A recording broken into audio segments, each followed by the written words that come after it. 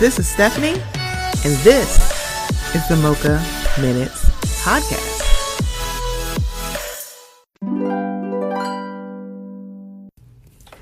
Hey guys, before we get into the episode, I just want to let you know about something that's a little new here at the Mocha Minutes podcast.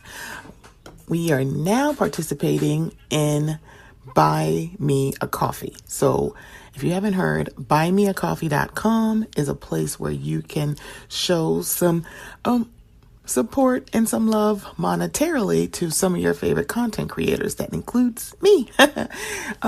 So it's in the increments of either $1, $3, or $5, and you can do as many as you would like. So I just wanted to let you guys know, would love some support. So if you would go to buymeacoffee.com/Mocha Minutes, I would greatly appreciate it. It will also be in the show notes. Okay, here we go. What about your friends? Will they stand their ground? Will they let you down again? What about your friends? Are they gonna be low down? Will they ever be around? Or will they turn their backs on you? Hello, welcome to the Mocha Minutes podcast. This is Stephanie. Thank you so much for joining me. Full disclosure, I forgot to hit the record button the first time. Yeah, it's been a little bit of a minute. Between life has been lifing, work has been working me, and being sick. Perfect storm. So thank you so much for joining me. Lots going on. I just want to let you know I'm recording this on Monday, December 8th. So let's start low key. And low key is going to be Bravo High Notes. Shout out to Candace. Sidebar. I would like to say Reasonably Shady is an interesting podcast because it seems so different than when Giselle was on the show and Robin. It's like, literally, I feel like, one, everybody doesn't watch Potomac, but also I think that is more their lane. It's kind of like, because her and Giselle and Robin have such a good friendship, and you could tell, and it has parlayed into a working relationship, I kind of like it. I enjoy Giselle more on her podcast than I do on the show, especially this season. So my Sunday is back to being Sunday because Married to Medicine is back. We got 2 episodes. Lord have mercy. And we're halfway through Potomac. So let's start Potomac. Let's start Potomac. And the thing about it is, what's going to happen with both of these shows is that both of these shows are going to work on revisionist history. Both of them. Absolutely, positively, both of them. Because they've been on so long, people are going to forget. People are going to forget. Because so much has happened in the last few years. Like, this is, I think, Married to Medicine's 6th or 7th season. Oh, God, how am I not? I think this is season 7. And Married to Medicine is on season 10. So that's a lot of things that have happened. It's kind of like a lot of Easter eggs. If you go back, watch some previous seasons, and I recommend y'all do. I rewatched Married to Medicine, will enlighten you about a little stuff, and I'll get to that in a minute. So Potomac, first thought, that ain't gonna make me hate Stacey. Okay? Does she like give Aesop realness? Yeah, there are times. There are. But what we're not going to do is that we're like the folks that have been on this show previously. Giselle, Monique, Ashley. All 3 of you have kept up appearances and backed your husband's play. So I'm not exactly sure how y'all got mouth to talk about Stacey. Because let's be very clear. When Tia said, hey, you should join me and my husband and Wendy and Eddie for dinner, Who was the person who said, oh, I can't come because I won't be here? Timo was the one who said that, not Stacy. So why are you putting this all on Stacy? Timo lied to your fucking face. And I mean to your face. He is the one who said it. And guess what? If you're trying to reconcile and rebuild your marriage, she gonna back his play. No matter if she disagreed. Monique, you should know better than anybody else because hey, hi, you flat out said you kept up appearances. And Giselle, we're not gonna start with you. Hello, Reverend Jamal Bryant. You didn't say he was a cheater, pumpkin eater until you literally were no longer his wife. And everybody in Baltimore knew. They used to pull your hair in when you were sitting in the pew, honey. So there's that. And Ashley, girl, wrong answer, forehead. Call him somebody a liar. Wrong answer. She could never. Girl, you kept up a lie. Allegedly. When that man was getting allegations, and we literally have actual footage of you touching someone. It was in the background of a scene, but baby, it is clear as day on camera. So yeah, girl, stop it. Stop. All of y'all need to stop. Her rolling tea out, and it's like I kind of agree with Monique. She had enough. Because one, it's like tired of this. I'm like, girl, maybe you and Tia should have sat down before she came to your event. Because after a while, this gets really old. But it's like, Tia, you're giving so much to Stacy and nothing to Timo, as if Timo didn't tell it directly to your face. He lied. He bald-faced lied to you. And the thing about it is, I'm going to tell you this right now. I say this a lot. There are just people who are not, girl, you're not important enough for me to lie to. I'm sorry, if I was Timo, Tia would not be that person. I'm like, girl, you're not important enough for me to lie to. I'm going to tell you that right now. It's like, none of them are important enough. Because the thing about it is, could Timo have just been honest and said, yeah, I don't know if I'm ready to do that. I appreciate, or said, I appreciate the offer, but yeah, we'll decide. It's like, I don't know if that's what I want to do. And just Stacey could have said, hey, we're not going to join. See, that's the problem. Should they have been more forthcoming? No. But was she supporting Timo, Timo, I think this is his name. Hopefully I pronounce his name right. When Timo literally said it, was she just backing his play? She's just keeping up appearances for him? Yeah. All of you, especially the three that are no longer married, y'all actually should understand that completely. But again, y'all acting like y'all know what the hell's going on. I'm like, okay, yeah. Ashley could never question me. I'm like, girl, if you don't shut up, you covered up for allegations, your alleged allegations for your ex-husband. And her, wait. Second thought, Ashley breaking up with that great what did she say?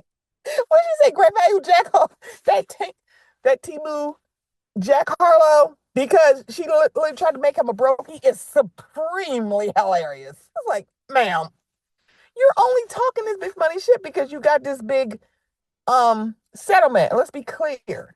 They said Michael was worth $20 million. They didn't say she got $20 million. Or maybe I'm just misremembering that. I could be, you know. Here's the thing. You are so used to being men who are significantly older than you, so they're a little bit more well established than Josh, that you actually treated him like, oh, I don't know. These men probably treated you, but the dynamics are a little bit different. Because let's be very clear, you don't know what Josh has, what he has saved up. You don't know what he was thinking. Also, if you literally just got your divorce, excuse me, if you just got your divorce finalized after 75 years, why are you trying to jump back into a new relationship? You know if he wants children? I'm like, I feel like y'all just spend like all your weekends in Dave and Buster's, and then you're acting like, oh my, what's the next step after a year? Ma'am, if you're talking about you're at this big age as you say it is, and I could have sworn she was just late 30s, but she might be 40 now. I don't know. Maybe y'all should have thought about intentions like, oh, I don't know, maybe 3 to 4 months in. Because now I can see if like y'all were together for like a year or 2 or 3 years and y'all lived together, y'all merged household. That had not happened yet. Because at first, when you first talked about Josh, it was just like, we're just having fun, no labels. Now all of a sudden you want to talk about his 401k. Girl, shut up.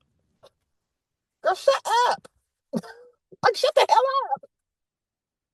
Girl, shut up.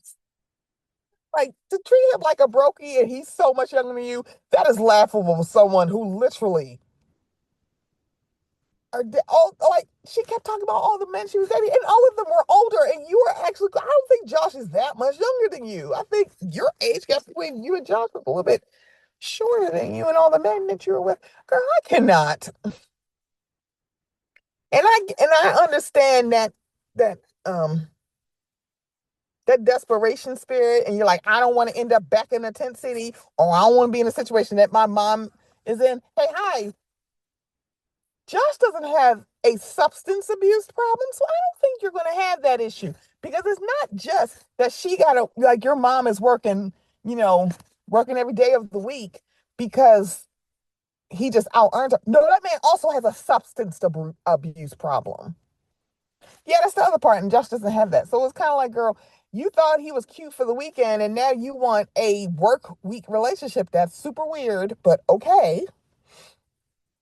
Um, the cookie of it all. So, question. And sometimes I want to go pick me, pick me, pick me. All right. So let me get this right. Ashley and Kiana, girl, are believing somebody who doesn't fucking like Stacy. She don't like Stacy. And Monique flat out said this bitch is a liar. And y'all still saying, well, Cookie said. She didn't say she didn't know Chris Sammy. She did say that. She didn't say she is friendly, and also sounds like she went on a couple dates. Here's the other part of it. Why the fuck should Stacy care? Stacy is not Monique's friend. Like, and she also is not in a relationship with Chris now. If she wants to ride Big Boy's face, let her have it. Hey, hi, hello.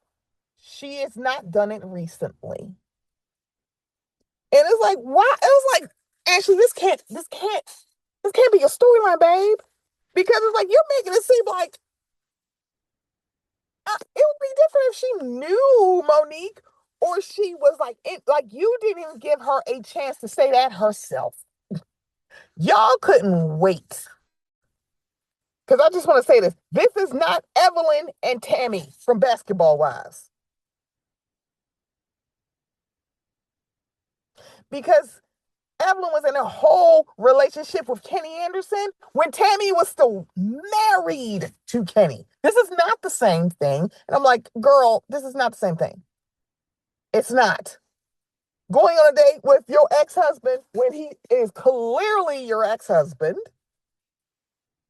and you don't give a damn. I want to have a whoo hoo hoo hoo. I whoop whoop whoop. Yeah, she don't care. I'm divorced, girl, and they've been divorced like 2 or 3 years. She's like, girl, I don't give a damn. Sidebar. I can't believe I'm having a sidebar. So, and something else, other than what Monique said about her non-relationship with Candace last night, what I did pick up on is when Andy said, "Are you ready to go back into the dating pool?" She says, "I'm not ready." Now, if y'all don't remember, about a week or so ago, it got dropped on all the blogs that Monique is with her ex co-host, Jason Weems, from the morning show they did in DC. Now, she was on another podcast that said that they were just friends at first. It didn't happen, and then it turned romantic after, I guess, both of them stopped the show. Because both of them, she said both of them were in the same kind of situation. They were like separated and or in the process of divorcing their spouses. But I found it interesting that tonight she said, "Oh no, I'm ready to go back into the dating pool." So it could have been just her saying she didn't want to talk about the person she's with. That could be it. But I found that interesting. Like, didn't it come out like a week or so ago? That you dated. I'm gonna keep my thoughts to myself. That you were dating like your ex co-host, and her saying, "Oh, my ex-husband put that out." Why would he put it out if it's over? I don't know. Maybe she just wanted to keep quiet. I don't know. I don't know. I don't really. I don't. Here's the thing. That Miss Giselle, neck and forehead need to stop. I'm gonna tell y'all right this now. Not today, neck. Like, girl, stop making Stacy not being very transparent with y'all because hey, hi, y'all haven't earned it. Mm. Y'all haven't earned her transparency or her being completely honest with you because you ain't earned it. Stop making that y'all storyline. Girl, talk about how you gonna get your mama off the brink of going back to the tent city. And let's talk about how and Nick, let's talk about how your daddy's widow is trying to take money out from your children and you. Talk about that. Maybe you can't because it's legal. But baby, it's gotta be something else. I'm like, I don't know why she doing this. I don't know why you doing this, babe. I don't know why you doing this, babe. But I know one thing, you better stop it right now. I'm gonna tell you that. Leave me the hell alone. For real. Girl. All right. So a few months ago, Monique was on someone's YouTube channel or podcast talking about, again, the fight and how Candace didn't do anything to deserve that. I was like, I shouldn't have happened, da da da. Basically, sounding a little bit apologetic. And then I think she was on somebody else's, I think she was on Angela Yee's podcast. And basically alluding to Candace didn't accept her apology. She's like, I meant my apology at the reunion. At the season 5 reunion, she said she meant it, but she didn't really accept it. Now, here's the deal. Again, revisionist history. He didn't directly apologize to Candace. He didn't apologize for hitting Candace. She said, I'm sorry that you got hurt. Words mean things. And I am tired. Ooh, I grow so weary, child, of watching people say just because they put sorry in a sentence means that they're apologetic and offered an apology. Let's be very clear. She didn't apologize to Candace for hitting her. You can't push me down the stairs and then like, I'm so sorry your leg broke. Well, bitch, you the one that pushed me down the fucking stairs. That's how my leg broke. You can't sit here and have this moment like a few months ago where you said she didn't deserve what happened to her, and now you're acting like, oh, I gave her this big apology. No, you didn't. You said, I'm sorry you got hurt. That is not apologizing for your actions. That's not accepting or being accountable. It's not. Is it so much time that it doesn't even matter? Yeah. It's like after a while, it's like, girl, here's the thing. You can forgive someone without an apology. And that's essentially how it seems like Candace is moving.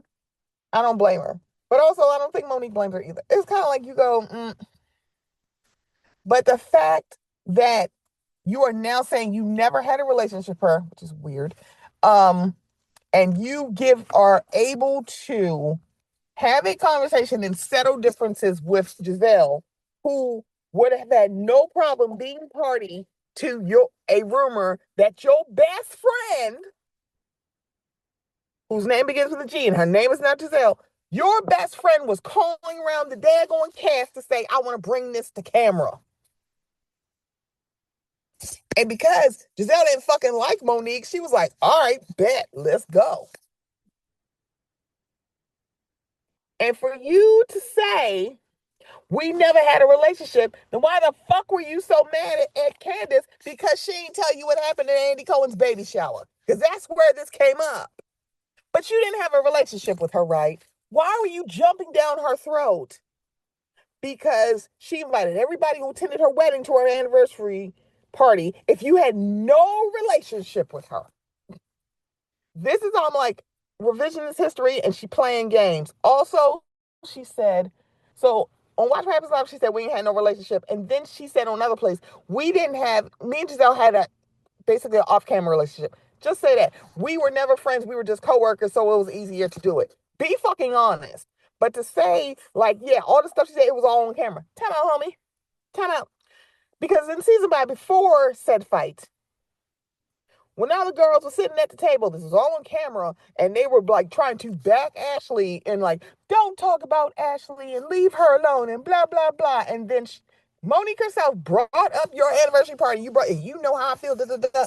Then they had open mic when they were waiting for valet, and Monique said, "I'm sorry, girl, I had to come after you." And what did Candace say? Girl, if you really had that big of a problem with Sharice being there, why didn't you tell me?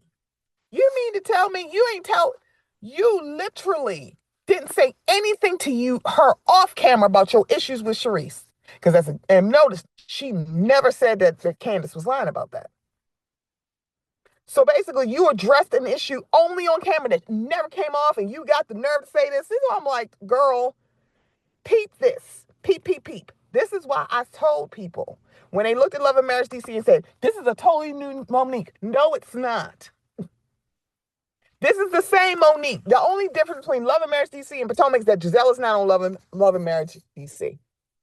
That is the only thing. People, that's the thing. When you see people in different situations, you see them act differently, you're like, oh, what changed? That person that you were like paying attention to, they ain't there no more. Giselle ain't on Love and Marriage DC. That's why people click and notice she only lasted one season. And then what happened? It was Carlos King's fault. It's never her fault. It's everybody else's fault. But not for nothing. I don't think I would have got off Potomac and then hopped onto another reality show. I don't think I would have did that. And I think, you know how they always say that sometimes women who are in troubled relationships get on Housewives to get divorced. Why do I feel like that's why Monique got on Love and Marriage DC? That probably isn't what it is, but I think it became very enlightening for her. Because it's like, if you watch them, it did seem like, oh gosh, unfortunately, and that could be by design, because there's some people like, I don't want you in all of my business about like how compatible me and my husband maybe are not. It seemed like when it came to Monique and Chris, they were very much the IG reality relationship. Because you know how like on IG and then in real life, sometimes people's relationships look different. Their relationship on camera was IG. Honestly. So there's that. Um, yeah, I'm like, oh girl, I can't. It's like this is what happens when you've been watching since day one. If you started watching in season 5, you're not gonna understand what I'm saying. Or maybe you are if you go all the way back. But if you're like, I'm like, if it's fuck Candace forever, you're gonna feel like that. I don't feel like it's fuck Monique forever because that's not how I feel. Because I maintain this and I will still maintain this. Monique Samuels is one of the most beautiful housewives ever. She came into the Potomac franchise the most like baseline.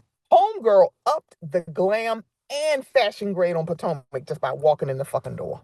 I will never take that from Monique. From Monique. She's one of the most, like, she is stunning. She's one of the most beautiful, stylish housewives ever. And she walked in the door. She didn't have to do a glow up. She was already glowing when she walked in the door. So there's that. All I know is this reunion is going to be very interesting. Because here's the thing. Monique's better than me because they're like, well, how do you feel about Chris? I'm like, girl, I don't care. I dropped his ass off. I returned him to the Amazon locker. I don't care what the fuck he does. But the thing about it is, it's like you don't see that Ashley and Giselle are using you as a pawn to get at Stacey. Girl, why do you, like, if you dropped this man off, why do you care? Because I know I wouldn't. I'm like, girl, I don't care about any of that. And I'm sorry, I still wouldn't. It's like, I don't care. Like, she probably fucked him. Okay. I don't care. I'm sorry, I just wouldn't.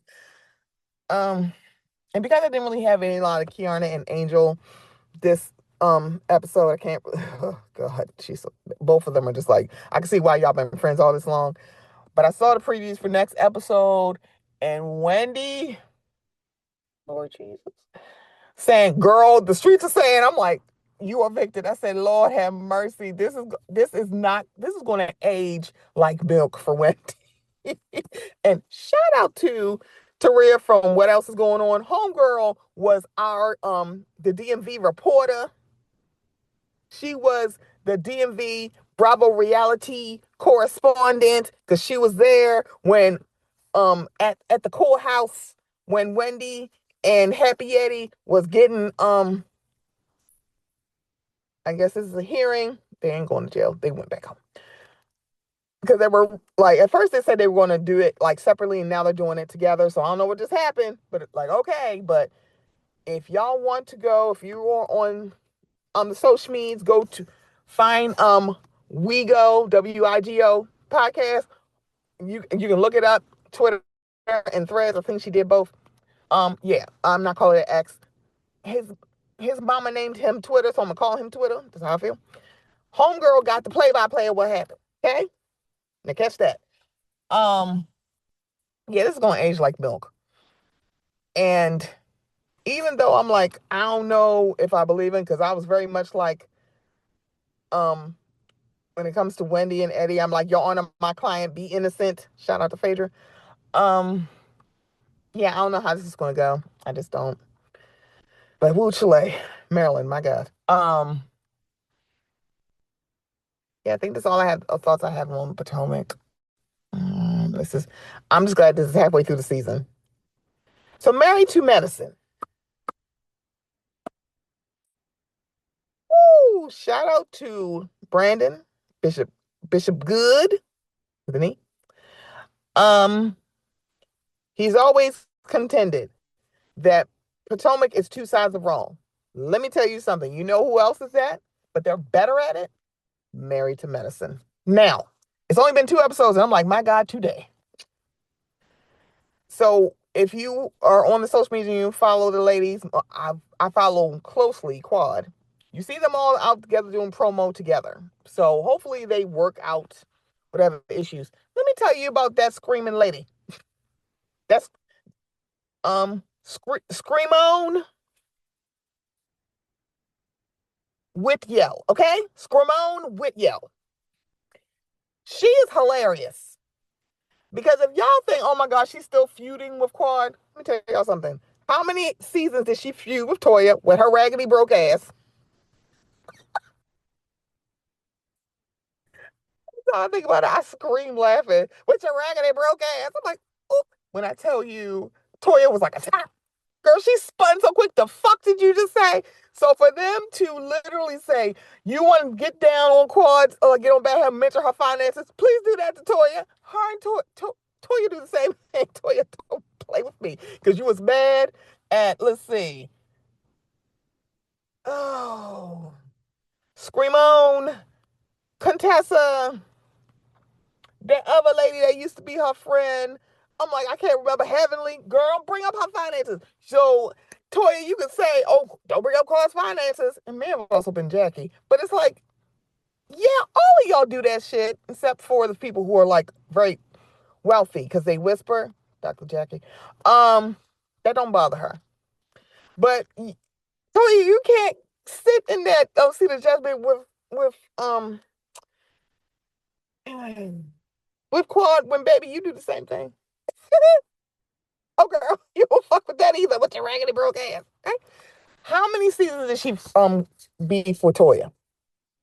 How many seasons did she beat for Pamela? How many seasons did she quote unquote beef with Jack? This is par for the course when it comes to Screamone with yell. And I'm like Rodney. I used to love Simone.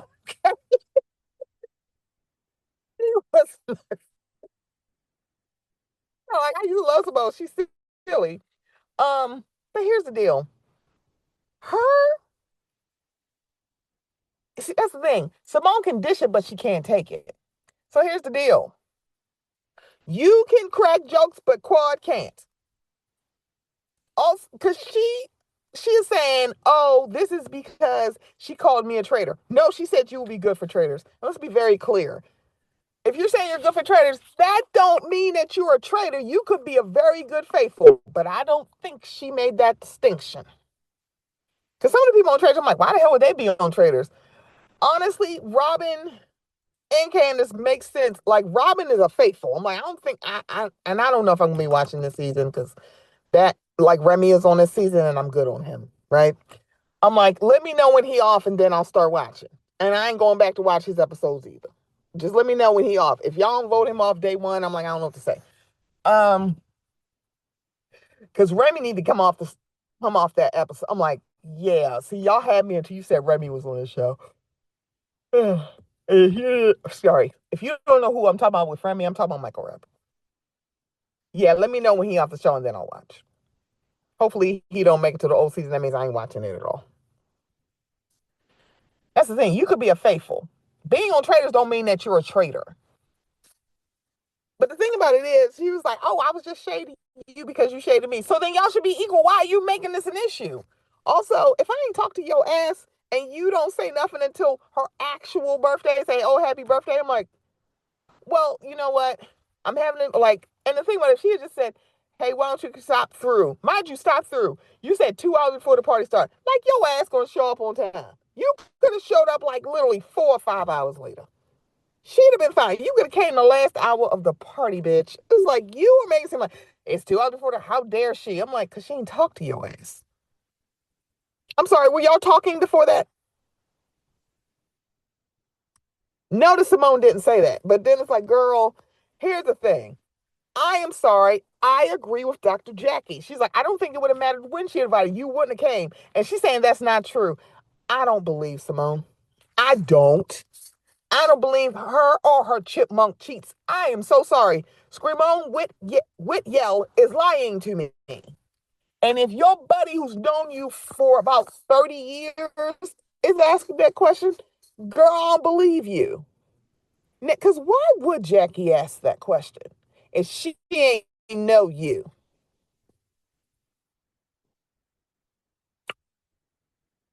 I just have questions, just questions that need answers. You know what I mean? Questions that need answers. And I hope this is the last apology we're doing with Simone and Quad because, quite frankly, did y'all peep that Quad said I apologize for hurting you? She didn't make no excuses. She said I apologize. Did you see Simone's apologize to her? No, she has not apologized to her at all. She didn't even offer one. She didn't even offer one in the ballpark of the apology. She didn't even say I'm sorry if. Simone is somebody who wants apologies, but rarely gives them. And if they are, they either are not good or they're a little too late. But that is how this has always been. And I feel like her friends just accept her for who she is.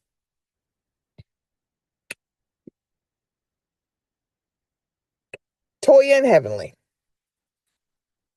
I'm going to tell you this.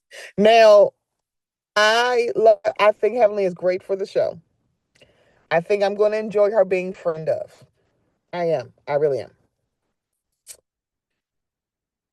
Let me throw in Curtis and Eugene in here too. Now, here's the thing. Now, Toya, when it comes to Toya and Heavenly, they're both sides of wrong. Oh, they're both wrong and right at the exact same time. Now, Toya, it's rich to me that Toya is doing this thing about kids when, baby, your first season, you got a pocketbook knocked upside your head because you decided to talk about Mariah's kid. So you don't have the space to do this. Because you literally just like, I mean, I didn't know it was a secret. It doesn't matter if it wasn't a secret. It wasn't your place. And that's on who? Mary had the little lamp. So I don't know why she's doing this. However, comma space, she has a point about Heavenly. Here's the thing. Heavenly has maintained, like, I don't bring my personal business in here because I don't want you bitches talking about it. Well, here's the thing. It's all over the blog, so now you got to talk about it. So I'm sorry. From that vantage point, Toya has a point. Believe me, if it was not all over the blogs that Curtis had cheated on Jackie, do you think she would have brought it up? She actually said she would have never talked to y'all about that. Ever. The only reason why Simone and Cecil are not divorced right now is because all their friends rallied around them to tell them to like rescind the offer. When it comes to Quad, Toya literally brought up shit about her because she Googled her ass. Everybody has had to talk about a lot of shit they want to talk about. Toya didn't want to talk about Contessa. All of like, we had a whole thing with Contessa and Scott doing a IG relationship, but she is like venting and sobbing to Jackie and Screamone on the phone. It's like, girl, I'm sorry, I'd have clocked that too. It's like, girl, what in the hell is going on? Why are you talking to me about all of this? And you're still married to this man. What the fuck am I supposed to do with that? Wrong answers only at this point, right? So I'm like, from that vantage point, Toya got a point. Heavenly, you don't get to come out of this unscathed because you don't want to keep my kid out your mouth. I'm like, one, that man is grown. Two, it is OT, and that's what I would have said. And it was like, this happened like 3 years ago. What you want me to talk? I just found out about it, and it's old and done with. But to see that scene with Heavenly and Damon, that's the transparency we don't always get to see with Heavenly. We just don't. And notice that she was more comfortable doing it with Daddy. See, that's the thing. She'll play transparency with people she's comfortable with. Like talking about her mother and her sister. She was more. Who is she talking about that with? Jackie and Simone. I do believe that when off camera, her and Contessa would go deep. But yeah, I will say that Heavenly, you can't. And the thing about it is, everybody would talk about Heavenly recapping the show. Y'all are missing one big thing, and not y'all, Heavenly. Heavenly, the problem is you said flat out your mouth. You don't watch the show. So it was like she was giving extra tea about stuff and didn't realize it was on camera. And that's what was fucked up about it. If you will recap what's on the screen, to a certain extent, fine, maybe. But that's the problem. She flat out said she don't watch the show, so she know it, so she would just tell it all. And I think she learned to say, I don't know how much of it is being shown.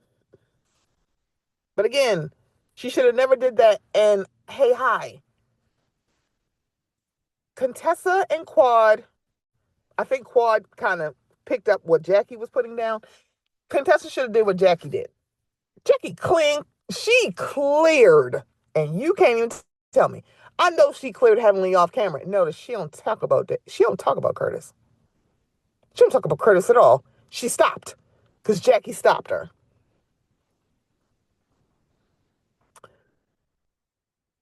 So not Damon.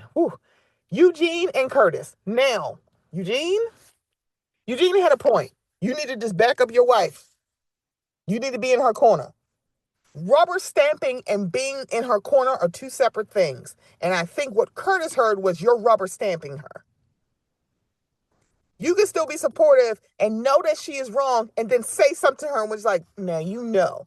Pull a Cecil and say, now why are you doing this to Mariah? Pull that. Here's the problem that I had with Eugene when he did this with Curtis. Now, Eugene, why can't I remember that? I want to call her Celia so mad. And that is not her name. But Toya's friend who, as a prank, brought a U-Haul van. Oh my God, what is her name? Okay, this is going to drive me nuts. I gotta find her name because I swear it's going to drive me nuts. I'm like, what the heck is this girl's name? It's like, what is this girl's name? Anila. It's not Anila. I could not think of her name. But her husband, now, mind you, here I am going, Oh, Anila. And then her husband. Child, why don't I know her daggone name? Hold on. So it's Anila, and now I'm trying to think of her husband's name. Oh, Lord have mercy. Oh my gosh. Hold on. Yes. What is Karen? Hey, found it. So Eugene is doing all this for Curtis. I'm like, now, Eugene, you literally jumped down Kieran's throat because he was supporting his wife in a joke. You actually tried to sun his ass. You did. You tried to sun his ass, but try to make him feel sorry for a joke. When that shit happened with Curtis, Curtis felt the way about you making a joke about his cheating, like about the scandal, about him cheating on Jackie. You made a joke, and Curtis looked at you like you crazy. But you just like that's the thing. You did this with Curtis and saying, "Well, Curtis, I mean, it happened. It's just a joke." Da da da. And then fast forward, you were ready to fight Kieran because he said it's a joke. Grow up. You tried to sun him, and he was like, "Who the hell are you talking to? I'm not. It's a joke. What do you want us to say? Don't." I'm like, you literally said Curtis is a joke and jest. I'm like, there's a little truth in that. Oh, honey, you keep fucking moving. There's some truth in that too. So it's like, Eugene, you can't play this game. But again, it's revisionist history. And I'm like, now, Eugene, you was ready to fight Kieran because he looked at you like, girl, it's a joke. Grow up. And you actually were trying to son him and try to talk to him like he was a child and say, no, if you're going to apologize, that. I'm like, oh, girl, shut up. And Kieran didn't really back down. He was just like, I'm so sorry that your feelings are hurt. I'm so sorry this jerk hurt your feelings. And it was like, you this is what I've noticed. I can see why Toya and Simone are friends because y'all both can dish it but can't take it. A lot of people on this show can't, honestly. Honestly. Um, but the thing about it is, I need to understand what happened off camera for Toya to come so hot at Heavenly. Because it can't just be she's running for office. You don't even know what a state representative does. And she ain't, is she in your district? I'm like, if she's not in your district, it don't matter. I wouldn't vote for you. Well, I'm not in your district, so you ain't got to vote for me. She's working for a certain district. I just want to know what happened. Something else must have happened that we just don't know and nobody ain't saying it. Or she's just like, girl, I know you fucking lying. She is not running for state representative. I'm like, her clowning you about you being lazy and or broke is not reason that she can't be state representative, but I guess. Would I be shading the hell out of her in confessionals? Absolutely. If I ain't like her. But it's just like it's like there's something y'all not saying. And I'm not exactly sure why. Also, here's the other thing. Toya, you're like, I mean, what I say was wrong. But let somebody make a joke about Eugene, you would have dug in their ass. Even if what they said was true. Now, if what they said about him was true, and they made a joke about it, it would not matter. You still would dig in their ass. So how can you not understand where Jackie is coming from? Would I be cool on Toya? Yep.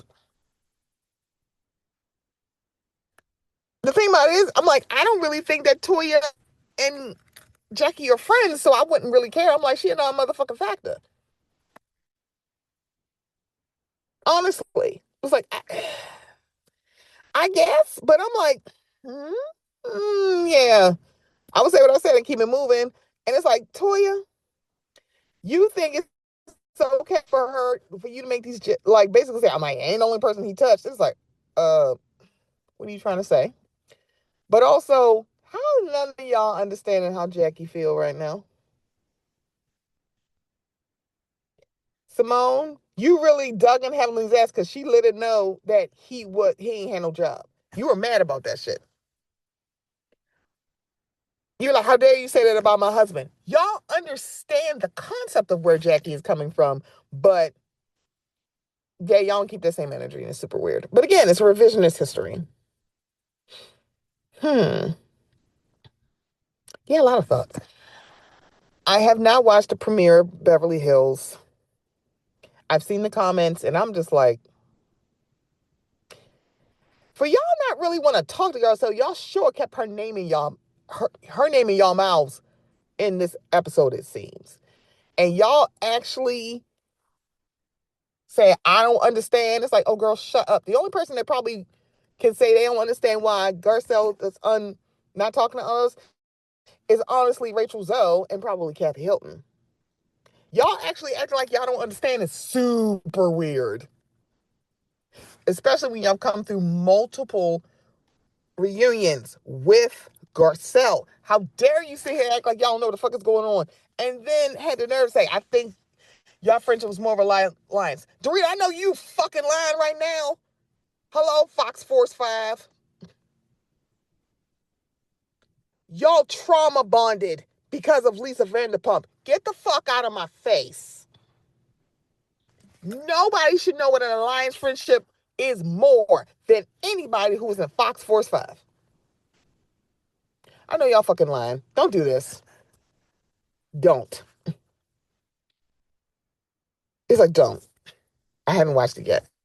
And I feel like I'm not watching it because I want to continue to love Bose and but I hope that what people are alluding to her wanting to be the black girl Highlander, I hope that's not true. I just hope it's not. But again, I haven't watched it yet. And it doesn't help that two T's and two T's in a pod is still on the air. So of course you got somebody else pushing this narrative. I'm like, oh, I haven't watched it yet. Seen the trailer for Summer House. I'm here for it. Salt Lake. I don't have too many thoughts. There might be another episode, but maybe, yeah. This is getting a little long in Bravo. High notes. I had some other things I want to discuss. So let me button that with Bravo. And so mid-key. Governor Wes Moore could be president of the United States in 2028. I wouldn't be surprised. He is presidential. He gives the diplomatic, he gives presidential, he's charismatic. He is. I like that he's our governor because I literally keep forgetting that he's the first black governor of Maryland. There's not a lot of black governors across the nation, but I just realized, I'm like, oh my God, he's the first black governor of Maryland. That's crazy. We did have a lieutenant governor that was black, that was why am I forgetting Anthony's last name? Oh God, I can't remember this man. I am having a brain fart. I can't remember people's last names. We had a black lieutenant governor, but not a black governor. So he was on Higher Learning. And the clip that is out there, I think Van Lathan put on his, Rachel put it on hers. I think it's on the Higher Learning pod. It's all their Instagram. I think it's now on the socials now. This is a good example of intent versus impact. When they had a discussion about his stance on, if you want to strengthen girls, you got to strengthen our boys. And it comes off like he's centering men. And then it could be the way they clipped it up and said, I am centering them. So here's the deal about intent versus impact. I get the intention of what he means, because let's be very clear. Strengthening men and like doing things to combat all of the things that happen to women, most notably black women, it is helping us. It is like getting more opportunities for like help with mental health, on the spectrum, jobs, STEM, education, entrepreneurship, all of that, home ownership, all of that, helping black men. It does help black women. Here's the problem. Helping black men can be independent of helping black women. They don't have to intersect. They don't. Because one, you should be doing this independent of black women. One, you should be helping and strengthening black men anyway, outside of black women, because you should just be doing it to help them independently, just make them better people. But couching, I'm gonna help black women by helping black men is centering them. And so towards the end of that clip that's on their page, it says, I don't want black girl magic to turn into black boy tragic. Time out, Playboy. And that's coming from a girl dad who said that to him. First of all, but most of all, black girl magic was not about anybody else except black girls. But for some odd reason, if black women, if we just basically do stuff to pump ourselves up, here comes somebody saying, what about me? What about me? What about me? Because it just like, and the call usually is coming from inside the house and across the street. Because it definitely is what like non-black women say, well, all women are magic. I don't think we said that y'all weren't magic. We are just propping ourselves up. Here's the thing. When it comes to people who are the most supportive of black women, it typically is black women. Honestly. Black women are told they are the least compatible. People don't want to marry them. They're loud, obnoxious. Nobody don't want them. They're low on the beauty standards. But then when you need somebody to fight for you, who are the people you looking for? You looking for black women. That No Kings rally, they were looking for black people, most notably black women, because hey, hi, if it is a protest and to stand up for what's right, you're going to see some black women there. They said, why y'all not there? So one, and it was more about black women saying, girl, we are on protest PTO. That didn't necessarily go to black men per se, even though they were the second biggest demographic that voted for Kamala. But it was mostly black women. They were mad. How dare y'all not come out here and be the mattresses? Why y'all not being the beasts of burden for protests? Because we is tired, boss. That's why. And also, when we need y'all seemingly are on support PTO. All of a sudden, y'all can't, oh, I'm sorry, girl. Something came up and, oh, I missed your call. Oh, dang, I missed that up. Oh, your email went to junk. So the thing about it is, it's like, I will give him a little bit of grace because I understand what Governor Moore's intention was. But the impact is, why is it that when it's something that is just like relegated to black women, there's always some, because I don't think he realizes by saying black girl magic, I don't want to turn into the black boy tragic. It sounds very all lives matter. Because, hey, hi, Black Lives Matter was never about dismissing anybody else's lives. We were just saying our lives matter. There was no hidden just or silent just. It was a silent too. Black Lives Matter too. They just said Black Lives Matter.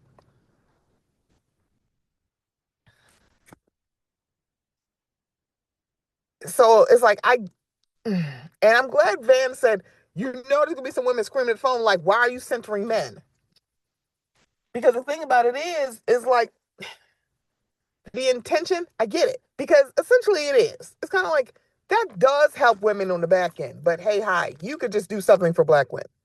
Black women. Like, you could be speaking about the Crown Act. You can talk about the black maternal mortality rate without talking about black men. Because let's be very clear. If I'm talking about being on the spectrum, you don't see when we talk about kids on the spectrum, you notice you don't really see too many little girls on the spectrum, little black girls. And there are quite a few. There's a little girl. Her mom, I follow her page, is Miko Mirage. It's not that I enjoy is not the word I want to use. But the fact that she is using her platform to talk about little black girls on the spectrum is like, that needs to be seen. Because when you see children on the spectrum, and honestly, this can go across a lot of races, most of the time you're going to see boys. They talk about boys and young men when they come about people on the spectrum. And I'm saying autistic spectrum. I'm trying to offhand. I'm blanking on if Down syndrome is on the same spectrum as autism. It may not be, because autism is a spectrum. It's like, it's a little bit more. Maybe it's a little bit even, but don't quote me because I don't know the stats. But when we talk about mental health, let's be very clear, and this is for black,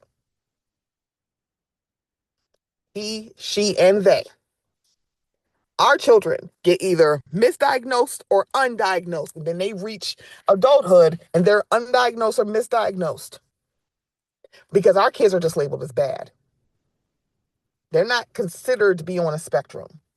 They're not considered for ADD or ADHD or any kind of mental health diagnosis. They're not considered. It's called bad and put them and they're pushed through the system when they actually just need additional help to help them. It feels like those who are like the extreme cases, like maybe they're nonverbal or anything like that, then maybe it's like, okay, we'll help them. But again, autism is a spectrum. So there's a lot that's in the middle of that, like the lower end, like Asperger's. But this is a spectrum, right? So it's like, but when I'm talking about mental health, I'm talking about for like black men. I'm like, it's not like black women mental health and black men mental health. Because hey, hi, in the black community, this has been going on for decades. You can be black or you can be crazy. You can't be black and crazy. You need to pick a struggle. There's some people who feel like that. When you hear people talk about, and it's a lot about like not wanting to go to therapy or get help with mental health issues, that's not a man, woman, or non-binary thing. There's a lot of people like, I don't believe in that. But we're also watching people who have mental health issues, undiagnosed, harming people. People who are bipolar, schizophrenic, harming people because they don't want to get help. The school to prison pipeline that's geared towards our black men. Please understand. Here's the problem. Not problem. Here's the issue with what Governor Wes Moore. Do you know who are the biggest proponents of men getting help? Black women. We've been screaming this. So it's not like we don't care. Y'all don't care. So in that vein, I'm fine with him like going like, hey, I want to get things for black boys and black men. Because hey, hi, it's more accepted from another black man as opposed to black women. You're like, oh, you're just nagging us. Oh, girl, shut up.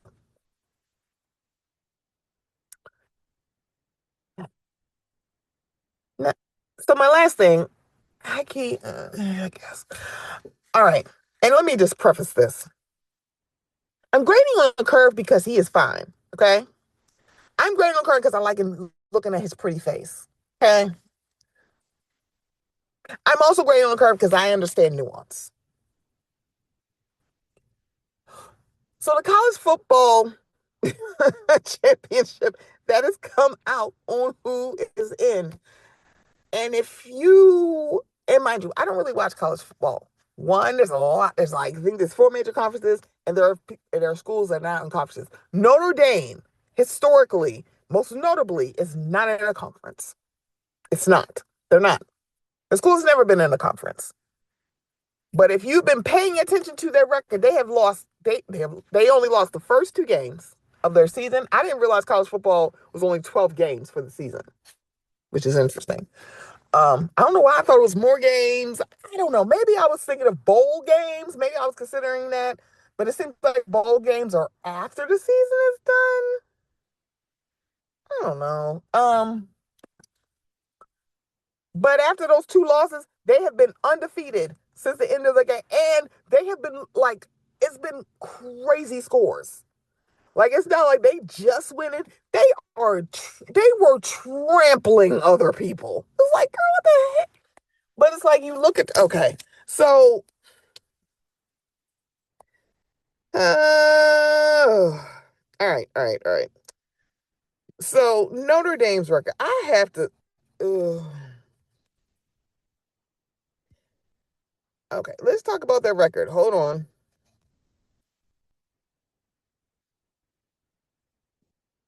All right. So here's the thing. They lost their first. Here we go. They lost their season opener, and it seems like what has been happening. Stop that. Stop that. I don't know why I'm like. Oh. Lord, go back. Let's try this again. All right.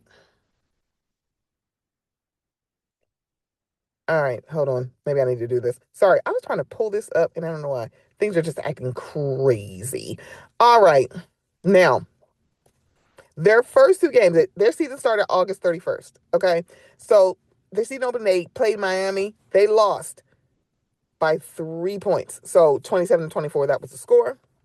And then the next game was Texas A&M, and they lost by 1 point, 41-40. Now that is 4 points. Okay. After that, they have won every single game. So they beat Purdue, score is 56-30. They beat Arkansas 56-13. They beat Boise State 28-7. They beat NC State 36-7.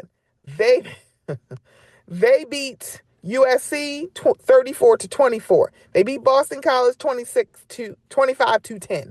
They beat Navy 49-10. They beat Pittsburgh 37-15.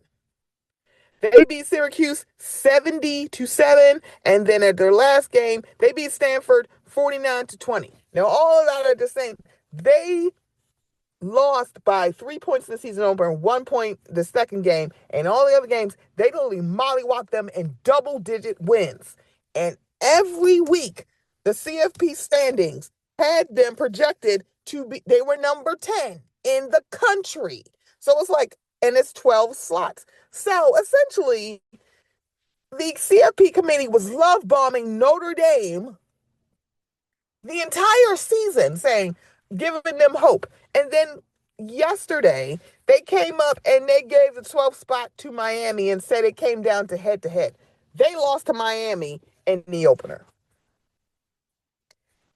And so because of that, one, of course, the kids are disappointed.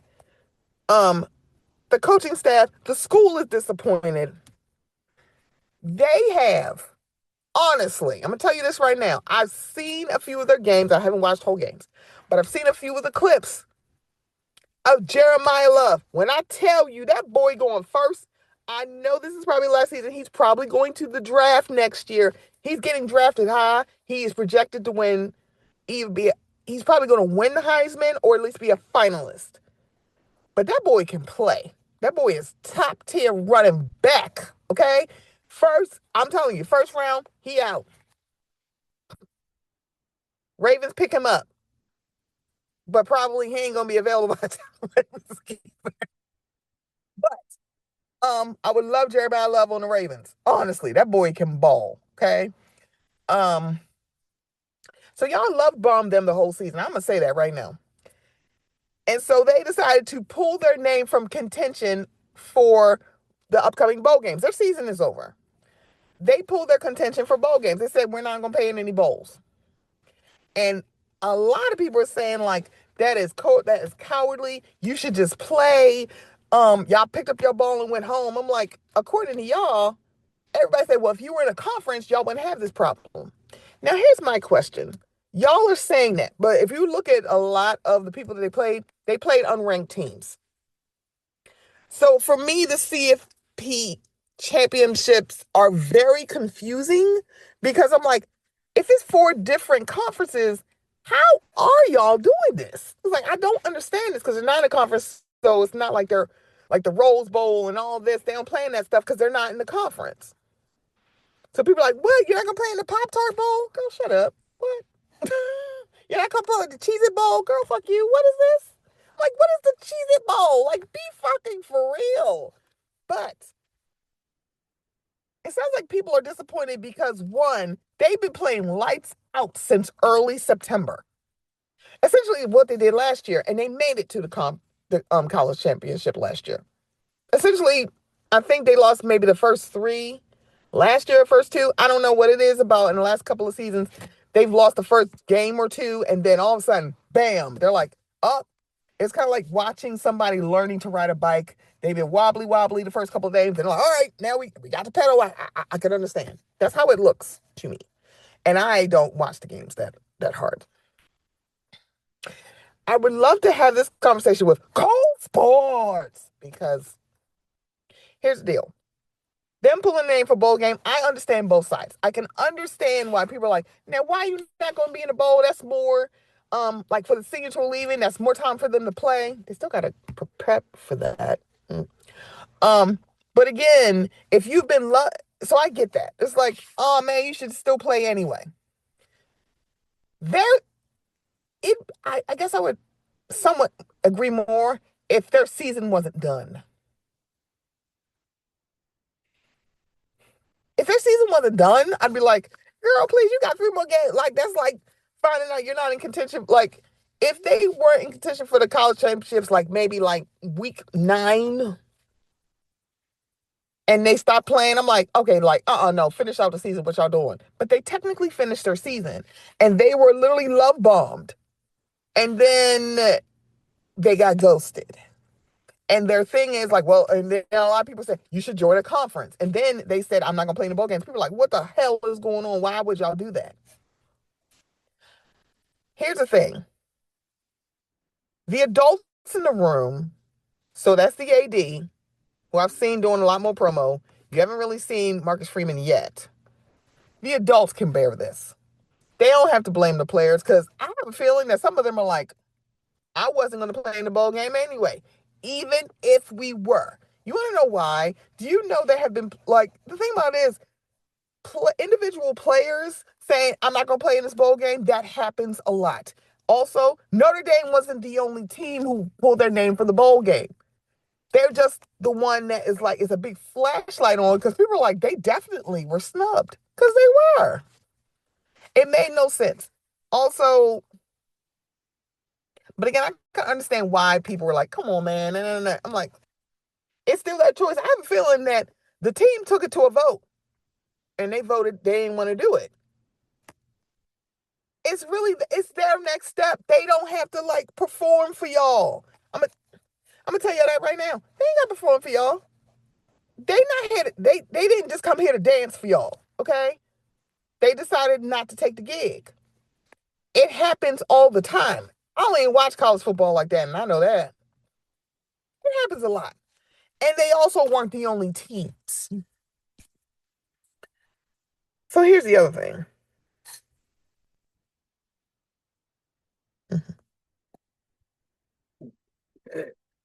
Uh,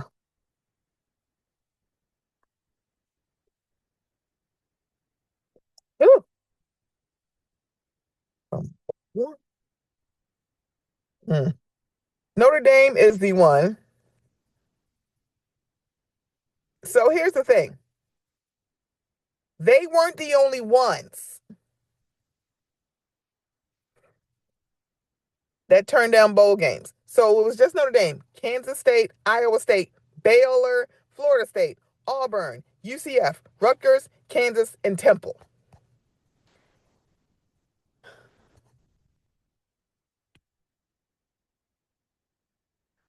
So here's the deal. They weren't the only ones, but because Notre Dame's record was so high, they're focusing more on Notre Dame. This happens all the time. And the thing about it is that please understand, if you got players who were like, they knew this was their last season and they trying to go like train for the draft, they don't want to risk injury. Hence why there are individual players who would say no. It's like, no, I got to get ready for the draft. I'm going to go do combine training. I don't want to risk getting hurt. Because it has happened where people have got injured either late in the season when they know they probably are going, like they're thinking about going to the draft, or they in a bowl game, they get injured, that extends them another year. Because they don't leave and just go to the draft. That's crazy. So it's kind of like, it's nuanced to why people are saying no. Some of them didn't really have good, like some of the teams I just named, they didn't have really good records. Notre Dame just had a stellar record, and it still is the noodle scratcher as to why. And I'm kind of glad that instead of Coach Freeman out there, the AD Bavacqua is out there. Yeah, you can do all this. He don't give a damn. No one's going to give him that much flack. Because, hey, this is a good old white boy network. So let that good old white boy go out there. I ain't got no problem with that. Right? it's unfortunate. I'm like, the side, I don't have to agree with something to understand it. I understand people who are calling them cowardly. I understand it. I don't agree, but I understand what they mean. I understand. Do I agree? Not necessarily. I don't know if I would have pulled, like, I don't think I would have pulled my name from bowl content.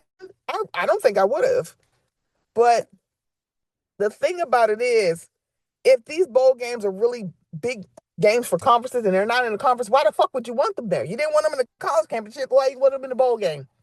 Because it's entertaining to you? These are these boys' lives. So I get it.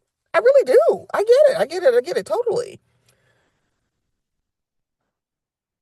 I just want to see where Jeremiah Love is going to go. Honestly. Y'all calling them cowardly. I'm like, man, this is selfish. I'm like, if my from what I have seen, and a lot of these teams do that, because the thing about it, if y'all could sit here and say, it's criminal that Notre Dame is not in the CFP championship, I'd be like, okay. I'm like, I don't blame you, honestly. It's like, I'm sorry. I'm like, I think they deserve to be a little salty. I think they deserve that. And it's like, I'm sorry, they didn't just make this uniform decision without talking to the team. They did talk to them. And the adults are going to bear the brunt. They're not going to have these players out here talking. It's like, no,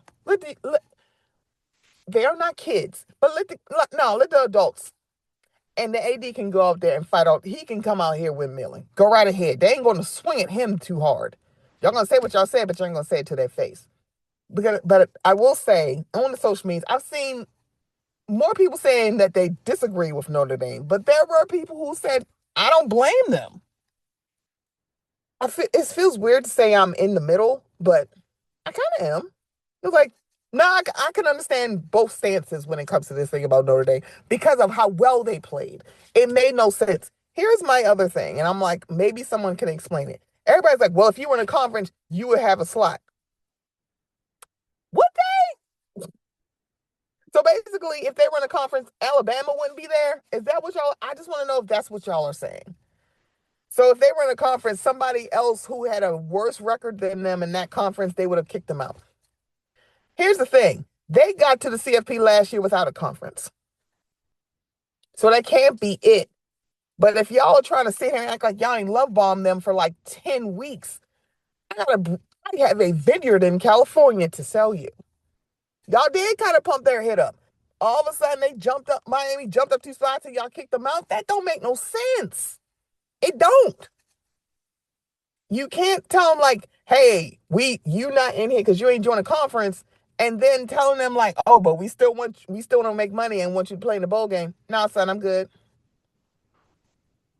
I can understand why some of the kids say no. Some of them probably like, oh no, I want to still play. Then they were like, make it guilty, like, what about the seniors? Oh, girl, shut up.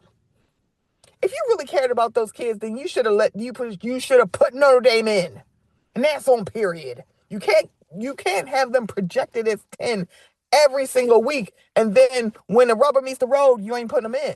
I'm like, I'm so confused by this. But everybody's doing whatever they need to do. That's just it. But yeah, Bavacqua, you get out there and fight. Don't have my pretty man. Don't Captain Zaddy can stay his cute ass at home. Okay? Him and them cheeks and them tight pants can stay home. You go out there. I'm fine with that. Let's see. Um, but yeah, I don't know. Am I gonna watch it? No, I don't watch college. So there's that. But yeah. Very interesting things. Okay. Yo, I'm sorry. It's been a while since. So yeah, lots of thoughts that I had. Um, but yeah, let me button up this episode and say this has been the Mocha Minutes podcast. I appreciate you listening. It is the holiday season. Wind down where you can. Take care of yourself. Drink your water. Enjoy time. Find little things to do to make you happy because this world is heavy. Life is lifing for everyone. Um, and yeah, I'll be back. Thank you guys. Bye.